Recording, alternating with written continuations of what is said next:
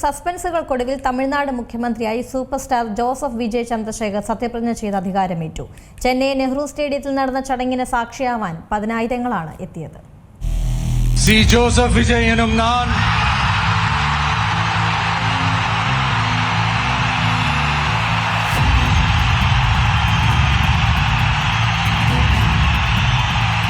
തമിഴ് മണ്ണിൽ പുതുചരിത്രമെഴുതി തമിഴക വെട്രിക്കഴകം നേതാവ് C Joseph Vijay മുഖ്യമന്ത്രിയായി സത്യപ്രതിജ്ഞ ചെയ്തു. നിറഞ്ഞു കവിഞ്ഞ ചെന്നൈ ജവഹർലാൽ നെഹ്റു ഇൻഡോർ സ്റ്റേഡിയത്തിൽ ജനസാഗരത്തെ സാക്ഷി നിർത്തി ഗവർണർ രാജേന്ദ്ര അർലേക്കർ സത്യവാചകം ചൊല്ലിക്കൊടുത്തു. ദൈവനാമത്തിലായിരുന്നു വിജയുടെ സത്യപ്രതിജ്ഞ. N Anand, Aadhav Arjuna, doctor K G. Arunraj, K A. Sengottaiyan, P Venkataramanan, R Nirmalkumar, Rajmohan, T K. Prabhu, S. Keerthana എന്നിവരും വിജയ്ക്കൊപ്പം സത്യപ്രതിജ്ഞ ചെയ്തു. തമിഴ്നാട് ചരിത്രത്തിന്റെ ഭാഗമായി മാറുന്നതായിരുന്നു സത്യപ്രതിജ്ഞാ ചടങ്ങ്. മുഖ്യമന്ത്രി പദവിക്കൊപ്പം ആഭ്യന്തര വകുപ്പ് ഉൾപ്പെടെയുള്ള വകുപ്പുകൾ വിജയ് ഏറ്റെടുത്തു. സത്യപ്രതിജ്ഞാ ചടങ്ങിൽ പങ്കെടുക്കാൻ ലോക്സഭാ പ്രതിപക്ഷ നേതാവ് രാഹുൽ ഗാന്ധിയും എത്തിയിരുന്നു. ചെന്നൈ നഗരത്തിലെ 20 കേന്ദ്രങ്ങളിൽ പ്രത്യേകം സ്ക്രീനുകളിൽ സത്യപ്രതിജ്ഞാ ചടങ്ങ് തത്സമയം പ്രദർശിപ്പിച്ചു.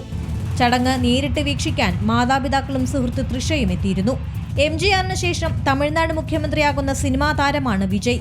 1967 ശേഷം ദ്രാവിഡ പാർട്ടികളായ DMK-ക്കും AIADMK-ക്കും പുറത്തുനിന്ന് തമിഴ്നാട് ഭരിക്കുന്ന ആദ്യ നേതാവായും വിജയ് മാറി. കോൺഗ്രസ് പതിറ്റാണ്ടുകൾക്ക് ശേഷം ആദ്യമായി മന്ത്രിസഭയുടെ ഭാഗമാകുന്നെന്ന പ്രത്യേകതയുമുണ്ട്.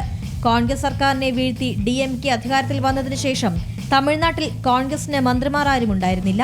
120 MLA-മാരുടെ പിന്തുണയോടെയാണ് വിജയ് മുഖ്യമന്ത്രിയായി സത്യപ്രതിജ്ഞ ചെയ്തത്. 108 MLA-മാരാണ് വിജയുടെ പാർട്ടിയായ TVK-ക്കുള്ളത്. കോൺഗ്രസിൽ നിന്ന് 5, CP-യിൽ നിന്ന് 2, CPM 2, BCK 2, മുസ്ലിം ലീഗ് 2 എന്നിങ്ങനെയാണ് പിന്തുണ ലഭിച്ചത്. ഇതിൽ കോൺഗ്രസ് വിജയുടെ പാർട്ടിയുമായി സഖ്യം രൂപീകരിച്ചു. ഇടതു പാർട്ടികൾ സഖ്യ സർക്കാരിൽ ഭാഗമല്ല. പുറത്തുനിന്നുള്ള പിന്തുണ മാത്രമേ ഉണ്ടാകൂ.